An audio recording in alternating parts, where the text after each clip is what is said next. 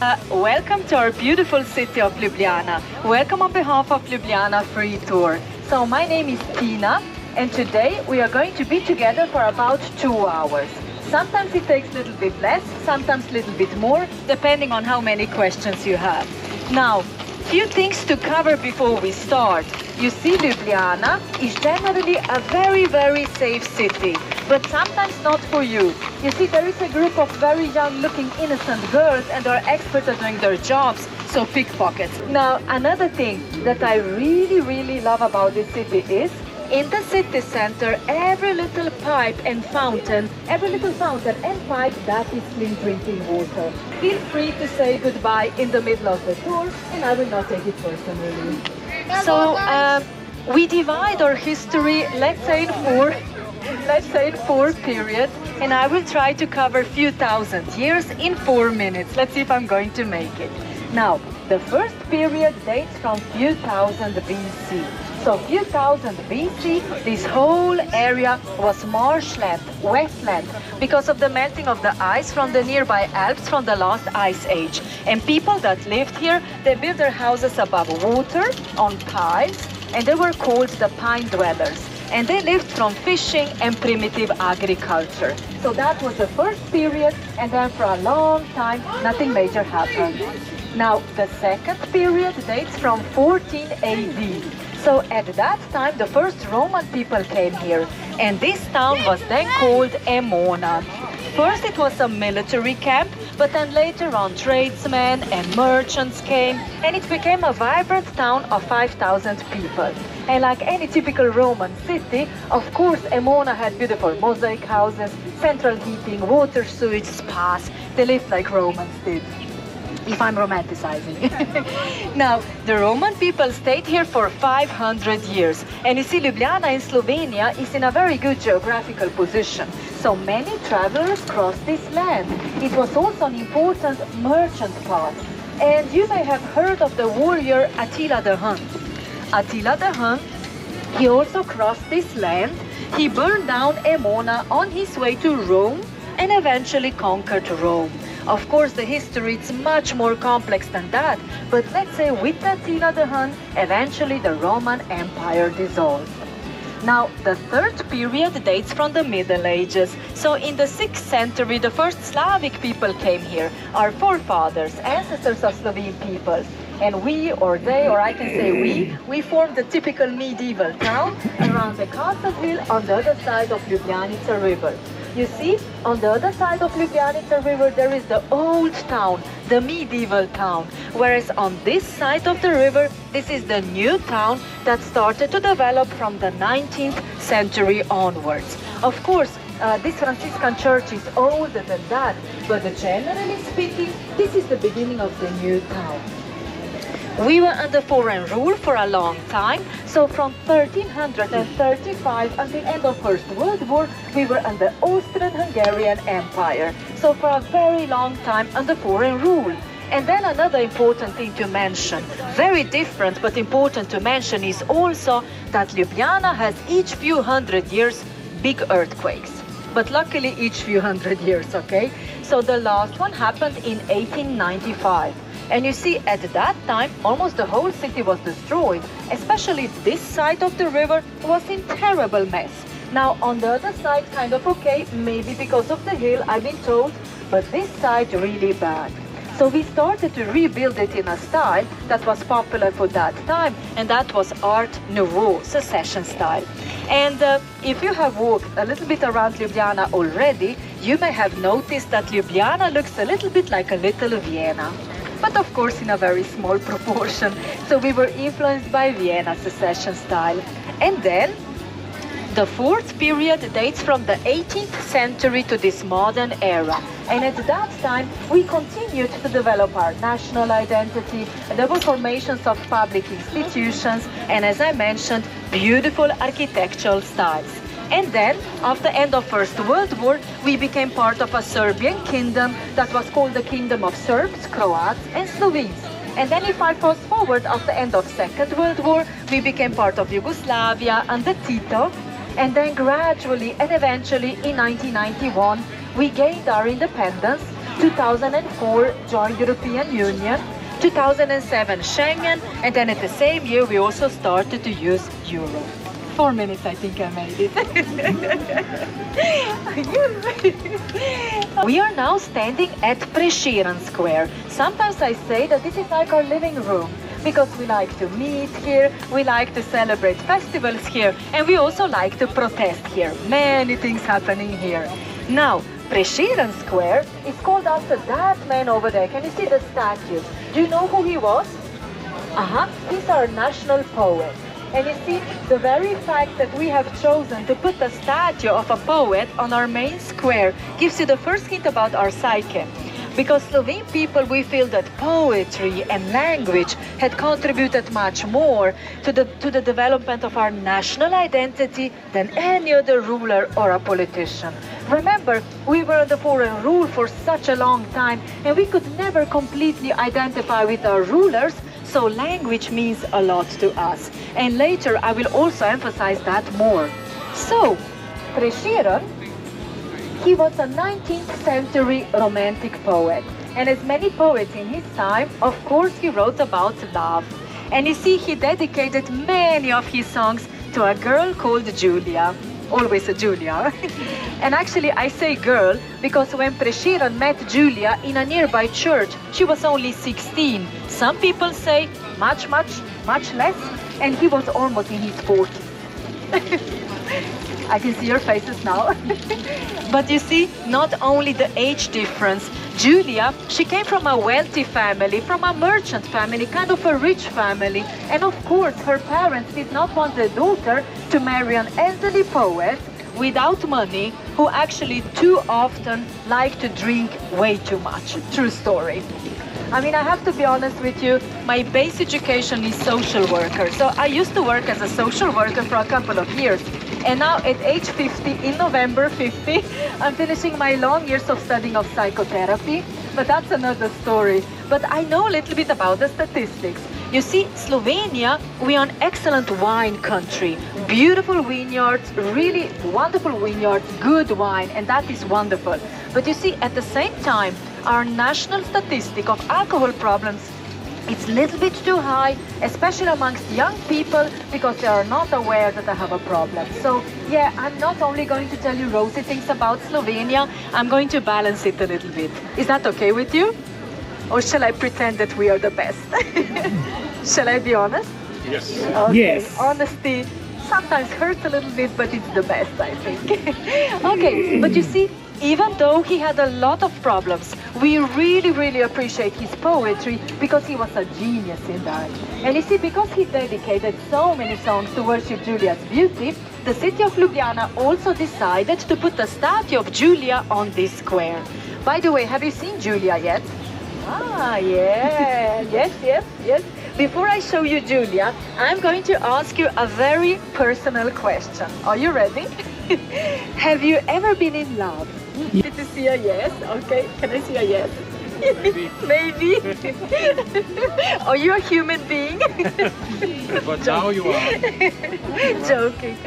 Yes, and look at him. He's also very much in love. He's looking at her. Let's go and follow his gaze, and we are going to find Julia. Shall we go? Let's go. Okay, can you see her? She's looking out of the window. Yeah, can you see that yellow building? Can you see? Yeah. Can you all see Julia? She's looking out of the window. She used to live with her parents. Well, first of all, parents did not allow, and also she did not like him. So, so she married another one. Okay, so that was Julia. Now I'm going to tell you more about the statue. Let's go a little bit on that corner, so I will show you. Okay. Because it was built in 1905. Just imagine, I would like to invite all of us. Let's just imagine that we live in 1905, and we come from a very traditional Christian background. And each Sunday we go to church over there. Just imagine, beautiful Sunday morning, but don't forget, 1905, okay? We are very happy with the Mass. We come out of the church super blissful. And then we look at this terrible statue. We don't like it. We think it's unacceptable. We think it's an embarrassment for the town. Tell me, what is so wrong? She's naked. Yes, she's naked. She's naked. She's nude. I mean, no problem for Paris or for Rome, because they have had nudes for centuries. But you see, for little provincial Ljubljana, ah la la, completely unacceptable. You see, it was a huge scandal in the city, polemics in the newspapers. I was reading from the archives, and there was a big public debate between the bishop. There was a big public debate between the bishop and between the mayor. So the bishop said something like that to the mayor, maybe in nicer words, but something like that. Are you completely crazy? In front of one of my churches, how dare you remove it immediately? But then the mayor said, no, bishop, no, it will stay. And actually, I'm quite surprised that it stayed, because at that time, that was a huge scandal in this little provincial town. Now, I'm not sure if this is true, but some people say that one day the bishop, he was so upset.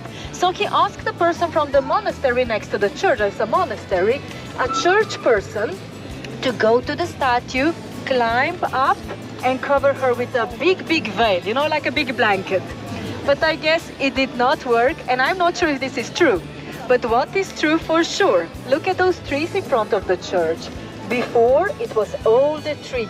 They planted those trees in order for a person to come out, so he or she immediately would not see the naked news. True story, true story.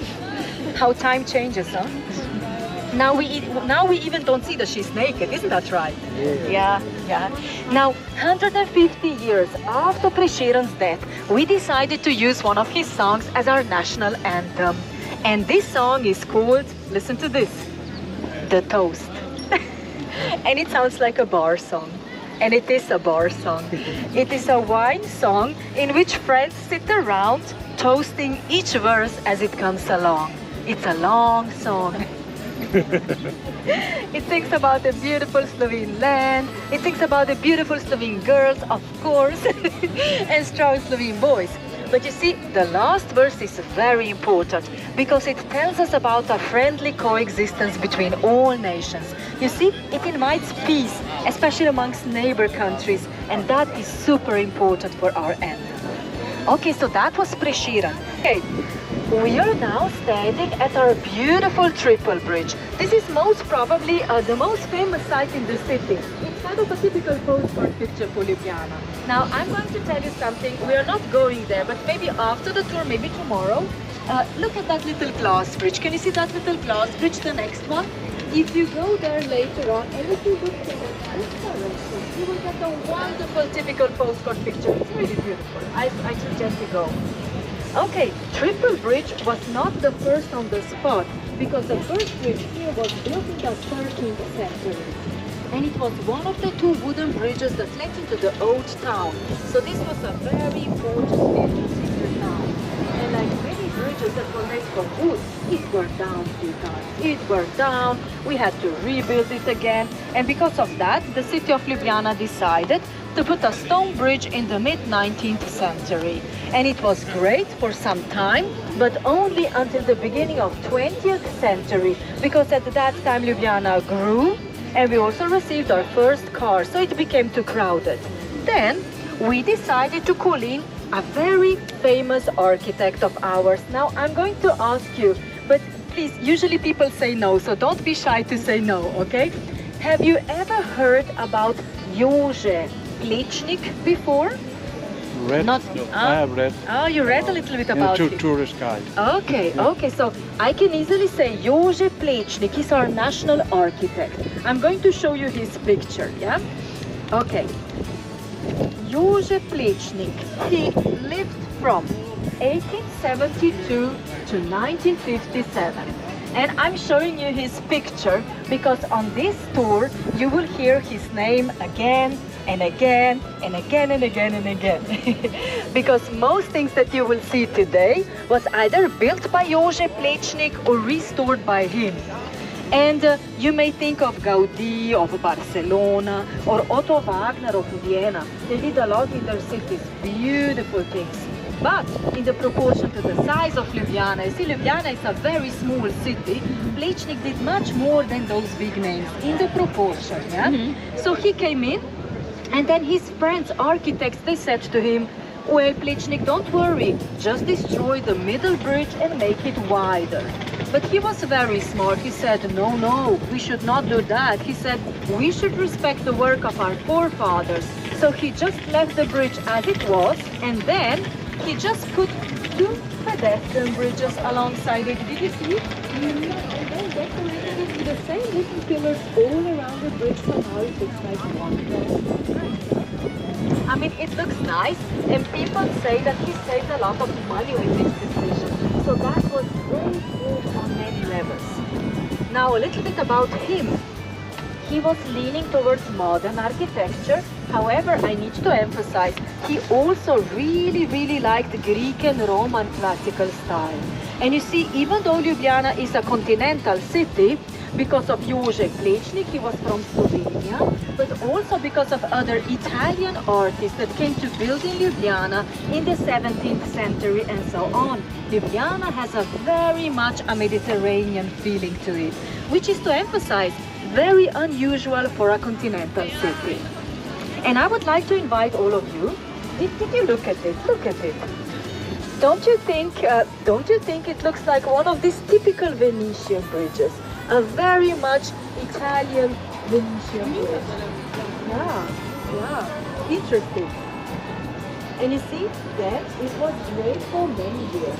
But then after many years, it became too crowded again. And then we needed to do something about it. Now, I'm going to ask you, do you notice something really nice here and now that is very much different from other European cities? What do you notice? There's no cars? Yes, no cars. You see, in 2007, we decided to take cars out of the city center. Oh my goodness, I mean, I remember when cars were still running through here, completely different feeling now. I really love it. I mean, I can't tell you how much of a difference it is. You see, delivery cars can come up till 10 o'clock in the morning. Before 10 o'clock, quite a lot of cars here. After 10 o'clock, only garbage trucks can move around, construction workers, and that little green electric car. Have you seen that little green car? It just passed by. This is there. On the side and at the end of the car, there are a few phone numbers, and you can call him up, and he can take you for free from one spot in the city center to another spot. And it's really free, no donation needed. Isn't that nice? Not like on this tour. No, but I like to joke. But a little bit truth in that.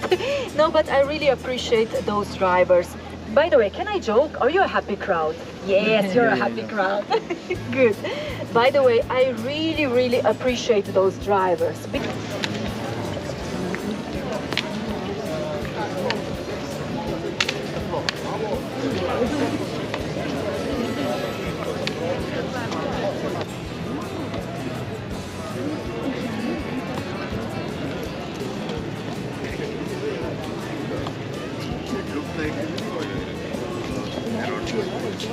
Like a ferry.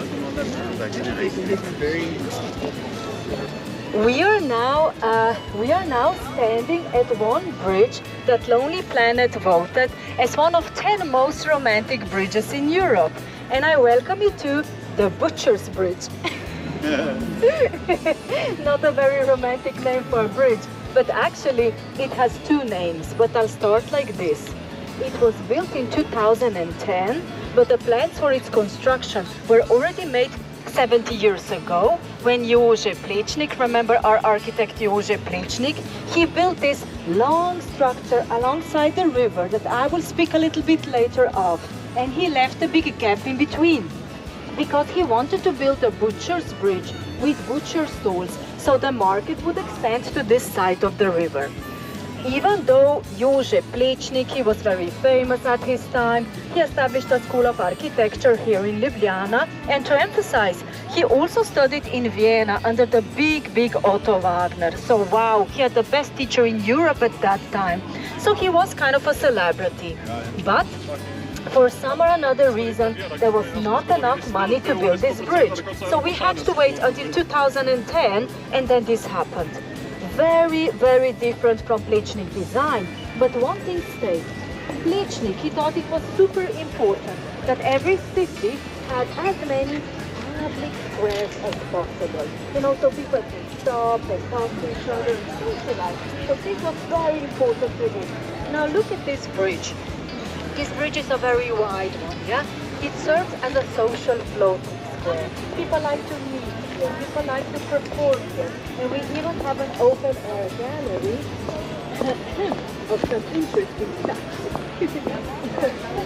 Of some interesting stuff. I say interesting because we have love and hate relationships towards those statues. Some people say they look great. I think they look a little bit grotesque. They were made by our local sculptor Jakov Brdar. Why do I say local? Actually, he comes from Croatia, but he has been living here for such a long time, so we adopted him. He's ours. He looks fantastic. He's an elderly gentleman, about 80 already. He has this long white beard. Usually he drinks coffee around here.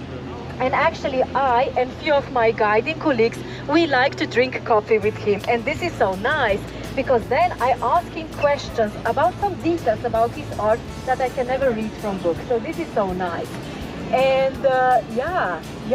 And this is satire from Greek mythology. By the way, we like Greek mythology. I remember when I was in high school, we read a lot of Greek mythology. And this is satyr. He was half man and half animal. And in this story, he was competing with a bigger god, Apollon. I believe Apollon, he was the god of instrument, god of music. He was playing the flute. Apollon, he was playing the lyra. And actually, he won. That made Apollon, the god of music, very angry. Of course, he has to win. He's the god of music. So he decided to punish him by pulling skin off his body. Look at him. Only muscles there, no skin. Isn't that a cool story? And can you see under his armpit those strange holes? Can you see the holes? And then you have holes also on the legs. You have like small strange holes. And quite some time ago, we drank coffee together. And I said to him, now tell me, what is this? And then he said, well, this is because I have a philosophy, he said, that life is eternal, but the body is perishable. So he wanted to show this philosophical point by destroying the body a little bit. And I thought that was super interesting. And this is one of the details that I get to know, you know, when I drink coffee with him. Yeah. Why the tail? Because he was half man and half animal. And satyr, I'm not sure which animal now, but yeah, kind of goat, was it goat? Maybe goat, yeah, I think so. Yeah, I think so. And then we have another one behind you there. This is also from Greek mythology. This is Prometheus. He had just been banned from Olympus because giving man knowledge of fire. And as you perhaps know, people did not cherish that, so that's why Zeus, the big boss Zeus, he got very angry. So he decided to punish him by chaining him on a rock, and then each evening a bird would come and take liver out of his body. But then one day Hercules, you know, the strong Hercules, he decided to save him. And then the story goes on. And as we know, Greek mythology is endless. And then you see spontaneously, that was not the original plan. Spontaneously, people started to put padlocks on.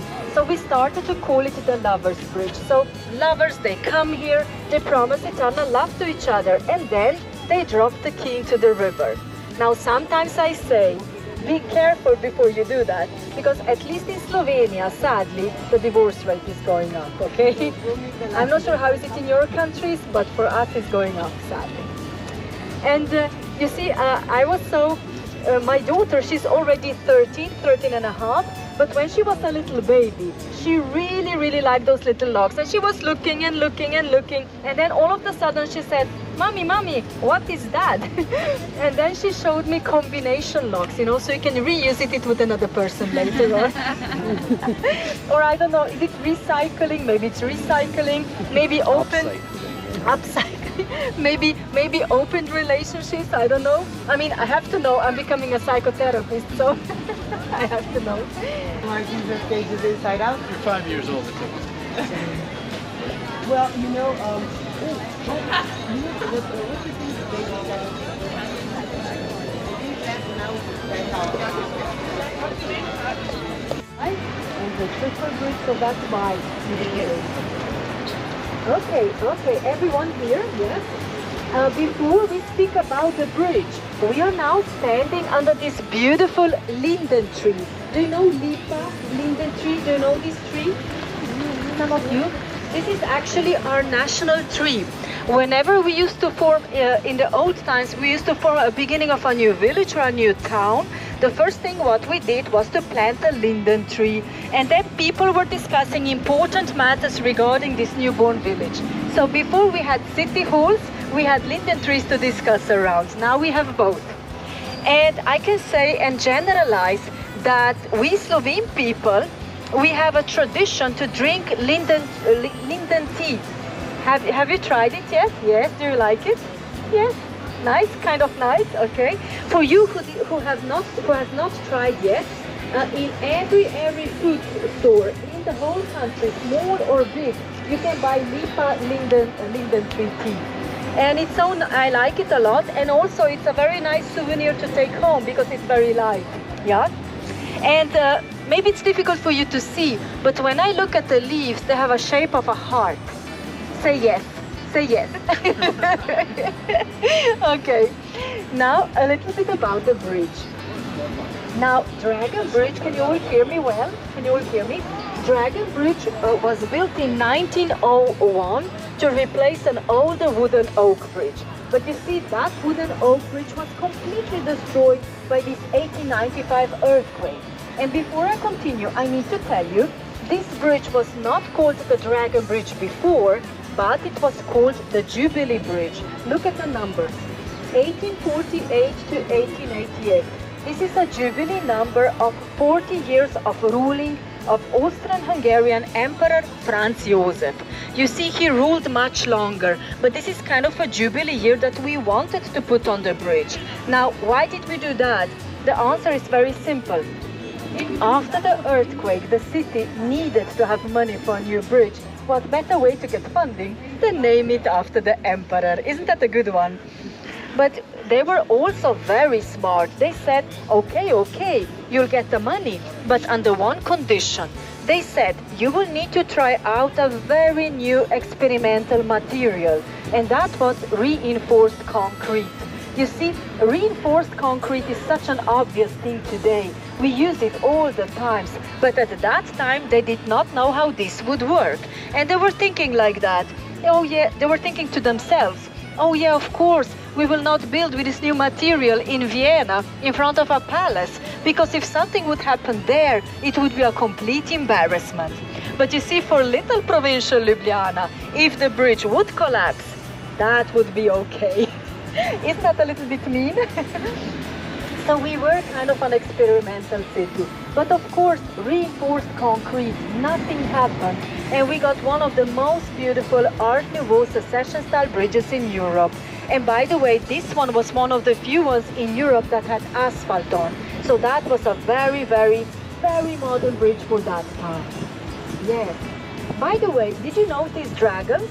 Yeah, dragons here. And in the city center, we have some symbols of a dragon. Then on our city flag, we have a dragon. And we have two stories. One story, St. George killing the dragon, so Christianity against paganism, that is also famous in other European cities. But then we also have this Greek mythology story. Have you ever heard about Jason and Argonauts? Can I give you a short version? Yeah.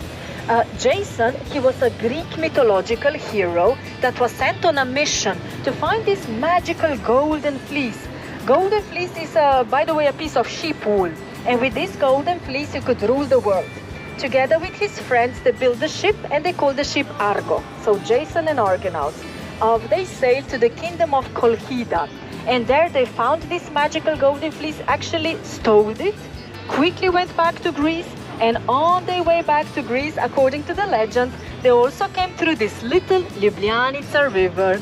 So they were sailing, super happy with this golden fleece on their way back to Greece.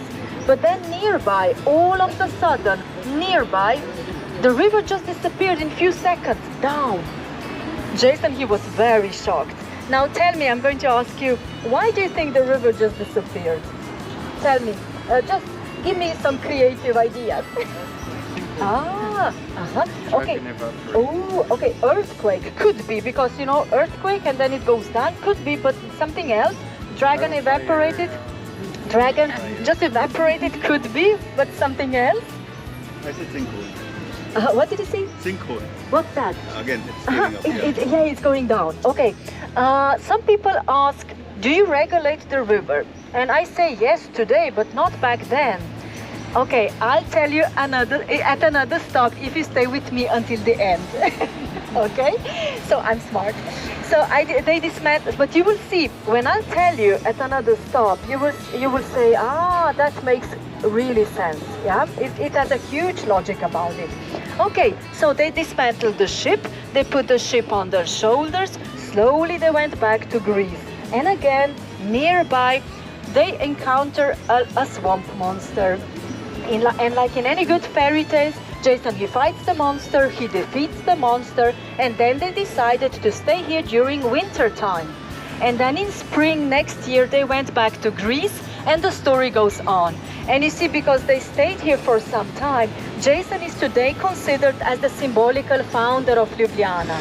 And you see, when the story was retold again and again and again, when people talked about it, what did the dragon become?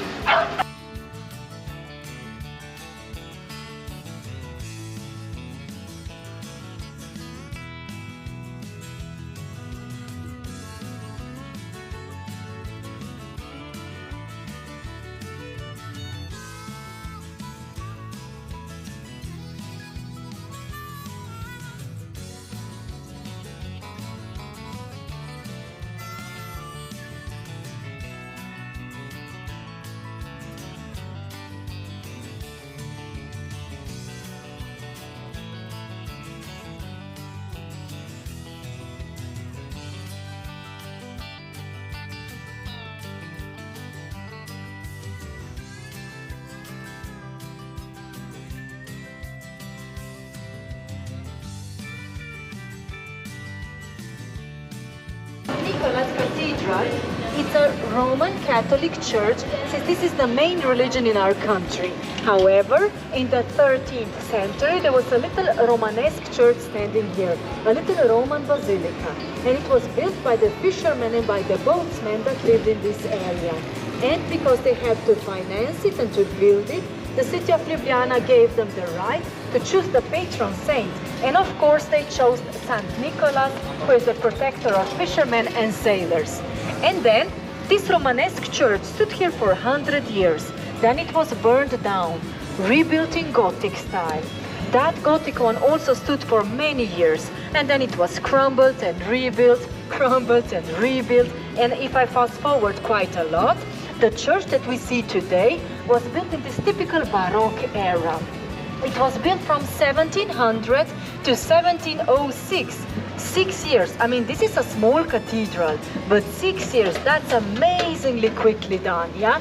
Except the big dome was built much later because of financial issues. Now, I would like to tell you, we have two doors. This one is the side door, and it's called the the Ljubljana door, and it represents the 6 bishops of the previous century.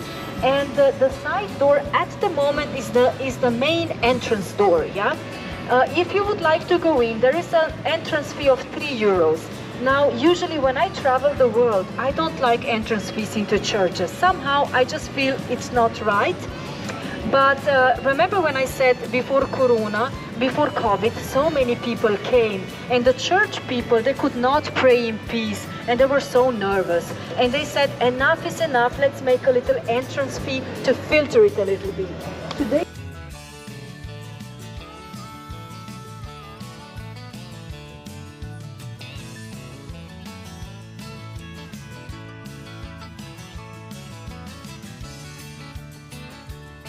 it's an old door, but actually it's quite a new one. Can you recognize someone perhaps? Who do you recognize up there? Yes. Pope John Paul II. John Paul II, he came to visit Ljubljana and Slovenia for the first time in 1996. And we were so happy by his visit, so we decided to build a door in his honor. And it is called the Slovene door. And it represents the whole history of Slovene Christianity. So, from pre-Christian times to the Middle Ages and then to the modern era. And now I will explain it a little bit, not everything because too much on this door. Now look, down below here we have some archaeological findings. This represents the pre-Christian times, the times of Roman Emona, the times of pagans. And look, I'll tell you later. And look, from this fertile land, the linden tree grows. Remember national tree? Here, a group of people are coming. Remember when I said in the 6th century, the first Slavic people came here. And when they came here, they were pagans. Here is a scene of their first baptism. So they were baptized by Irish monks by the pen, not by the sword. That means conversion went peacefully on. Let's go up to the Middle Ages. We have two horsemen. This one here represents the Teutonic Knights, the Crusaders. They crossed this land many times on the way to Jerusalem. Why? Because Slovenia is that narrow corridor of flat land between the sea and between the Alps. You see, whenever a person would go to Jerusalem, there was no other option than cross Slovenia. Makes sense, huh? Let's go to the other one. We have another horseman with a turban and with a child in his lap. These are the Ottomans. You see, the Ottoman Empire was next to the Austrian-Hungarian Empire, and they were fighting all the time. But they never conquered Ljubljana, because apparently in the Middle Ages, Ljubljana had strong medieval walls. We think, my little hypothesis, I'm not really sure this is true, but what I think, Ottoman army, they were so strong. I think they could invade if they wanted to, but I think they went for the wealthier cities and they kind of left us alone, and we thought we were so strong with our walls. But look, child in his lap. This is a very cruel, famous Ottoman war tactic. They kidnapped young boys from the villages, also in other countries. They took those boys back to the Ottoman Empire. They trained them into warriors, and when they were ready, they were sent back to their own, sometimes to their own countries, and they were fighting against their own people. So this is a very sad point in our history, and they were called the famous warriors, the Janissars. Maybe you heard the term, the Janissars, yeah? And of course, those big men, they totally forgot that they were from this or that country. So this is a very sad point in history, not only in our history. Okay, now let's go up to a little brighter era. Look at those 3 books. Can you see? Those are our first 3 printed books in Slovene language. And it happened in 1550. You see, at that time, Slovene people, we did not have such a strong national identity, you know, but when those books came about, finally, we could start to develop our national identity around language. You see, language is the glue that glues us together. And you see, the first book was ABC, the grammar. The second book was Catechismus, it taught us how to pray. And the third one was the translation of the Bible. And because this is the glue for us, now perhaps you can better understand why we have a poet on our main square and not a general on a horse, because this is the essence for us. Makes sense, huh? Okay, let's go up to the modern era. We have 2 groups of people. One group of people going into a cave, can you see? And then on the other side, happy people on the other side. We say this is the side of shame and this is the side of hope. There is a lot of things to be ashamed of from the previous century. Of course, First and Second World War, and also the communist era that wasn't that great for everyone. So this is a great reminder that we shall never go into a cave again in our minds. Isn't that a good symbolic? Super nice. Now let's go to the other side, happy people. We are celebrating our independence in 1991. And look, there is even a hand handing a carnation flower towards the Pope. You see, this red carnation flower is our national flower. Why do we hand it to the Pope? This is because Vatican was one of the first institutions that gave us blessings to become independent as Slovenia. You see, what was so nice about Vatican, they did not wait like this, you know, to wait what other people or countries would say about us. They immediately gave us blessings, and we really, really appreciate that. And look at the Pope, he's looking out of the window. Does this remind you of another statue that you saw today? Who did you see today looking out of the window? Future to become the five. Julia, yeah? And what does Julia and the Pope have in common? The only thing they have in common is the wealth, thank you, yes, so true.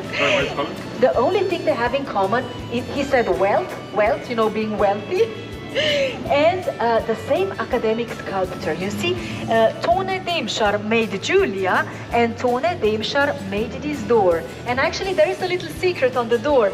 Tone Demschar, the artist, he did not put his name on the door, he put his face on the door. Look at him, can you see him?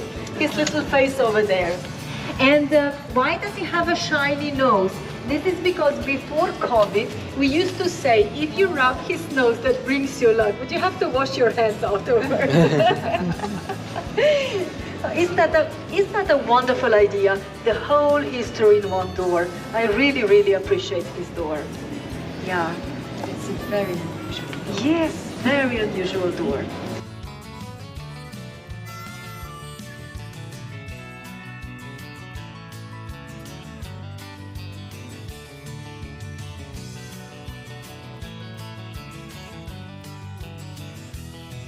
Square. The main market used to be here in the past, actually around that fountain over there.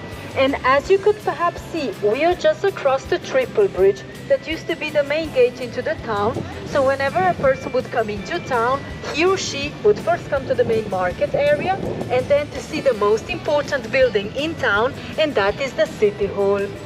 We can immediately see that this is an important building because this is the only one that is popping out of the line of structure. So you see flat, and then it pops out. The City Hall has been standing here from 1484 for a long time. Originally it was built in Gothic style, but then many times restored.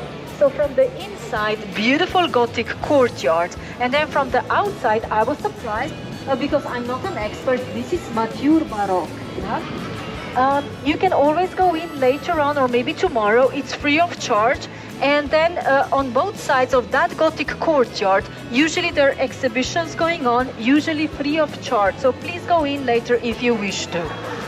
This is a very small city hall, but Ljubljana is very small. Tell me, how many people live in Ljubljana? Guess. 300. Ah, bravo. Did you read? Did you read about it? Yes. 300,000. Isn't that a small capital city? This is tiny, tiny, tiny. What about the whole Slovenia? It's like 2 million. Yes, 2.1. 2.1. Isn't that small? I mean, I'm still surprised that we still exist. In 2016, we got a wonderful European award. We got the award of the greenest capital in Europe. And this is because, look at the pavement. Oh my goodness. Okay, don't look at this. Don't look at this. And don't look at this. But isn't it clean? Did you notice? Isn't it super clean? Very green in Ljubljana. Yes, we recycle. And you see every pipe, remember, every pipe, clean drinking water. What else? Sometimes you will have, during summertime, you will have problems with bees. Why bees in the city? Because we have an ecological project going on some of the roofs, on the terraces, you know, on the balconies down there. We have beehives, urban beekeeping, and they say it's high quality honey. We people who live in the city center, I still live in the city center, we have this underground garbage system that is much more practical and hygienic. We have an electronic card. Depending on how many times you open, so much you pay. And I like it a lot because anyway, we would need to pay tax for garbage, a minimum tax. But if I open many times, I pay much more, and that makes me think of garbage, and I really, really like this. You see, for example, general rubbish and compost, you have to have this card. But for glass and paper and package, it's still for free, but I'm not so happy about this. When this will be also on the discard, we will be much more careful. So yeah, we recycle as much as possible. And because of all these wonderful little things, we got this wonderful award. Yeah. Okay, yay! Yay! Again, this bridge, the first bridge here was again built in the 13th century. And this was a wooden bridge that led into the old town. First one, triple bridge, this one, the second one. At the end of this bridge, there was the city wall. And on the bridge, the shoemakers, they were selling their shoes. And because they were not in the city, because they were above water, they did not need to pay any taxes. So it was kind of a medieval duty-free zone for them, super nice for them.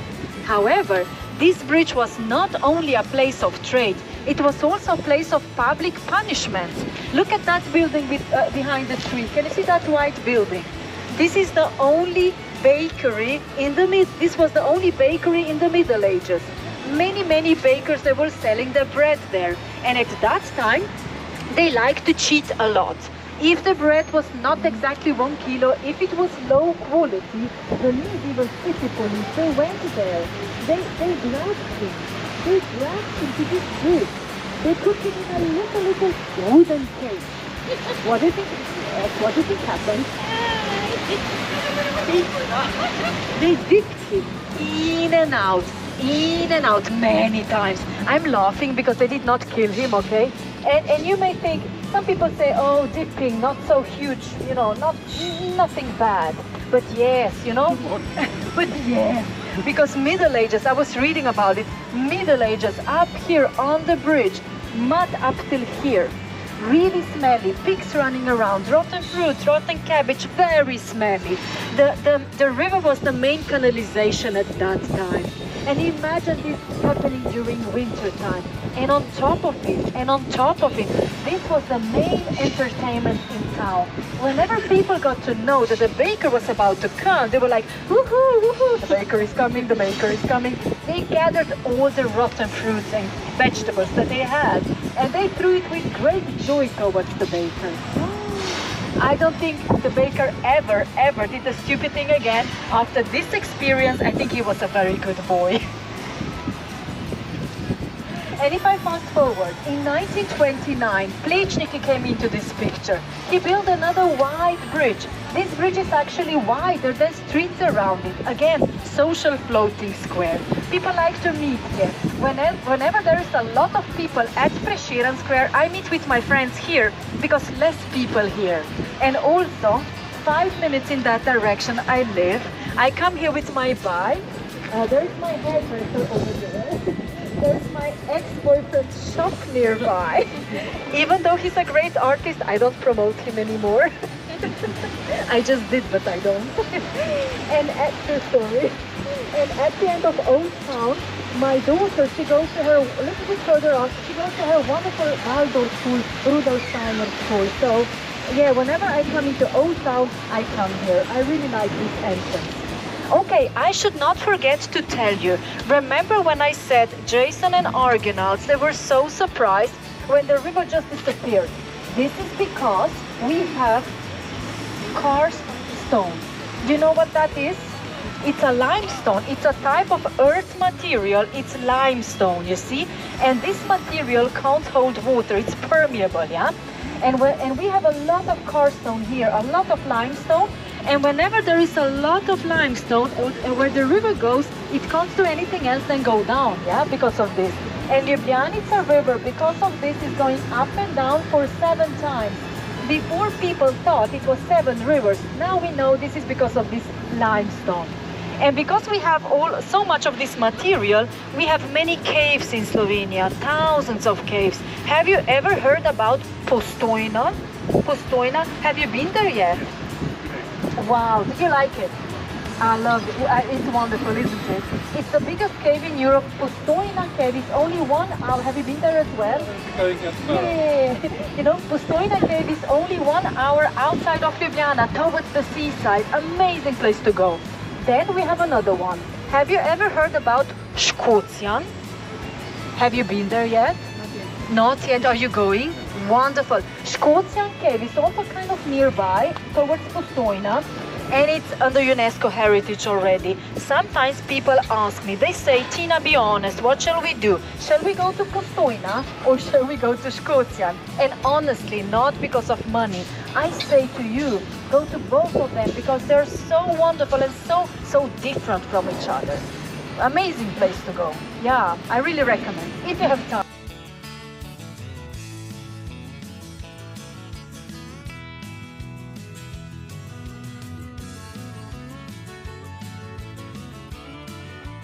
Yes, can you see this wonderful view behind you? Look at the castle.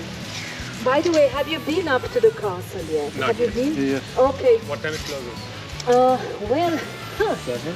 is it 7? It's good for 7. Yes, yes. Now they are going to renovate it, the main plateau inside. I'm not sure if they already started doing this.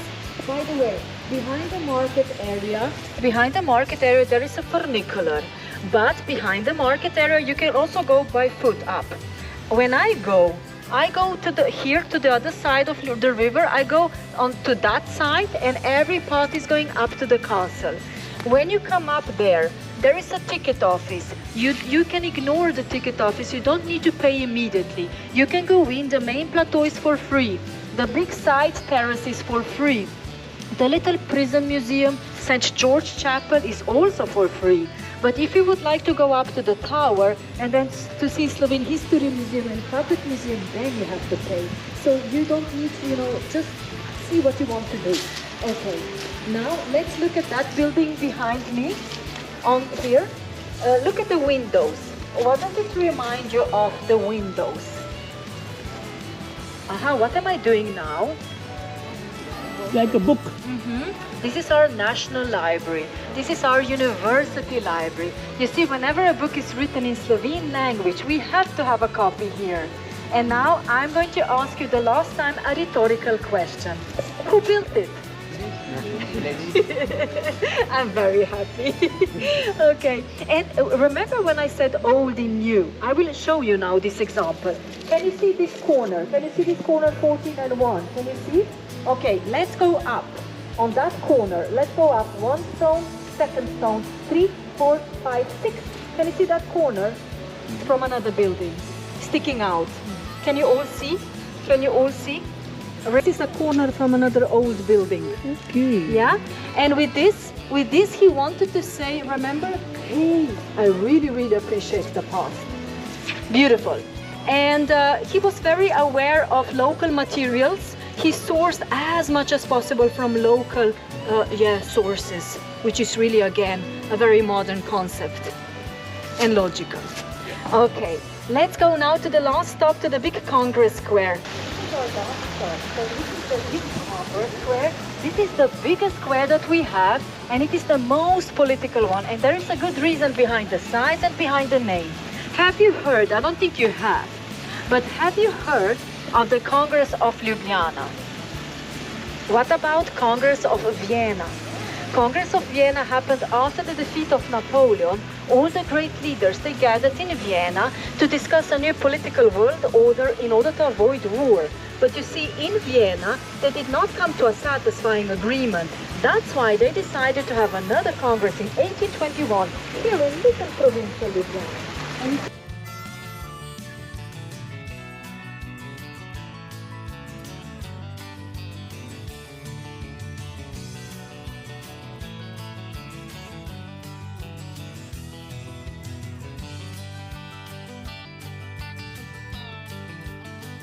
How did they have fun? How do you have fun? Don't be shy.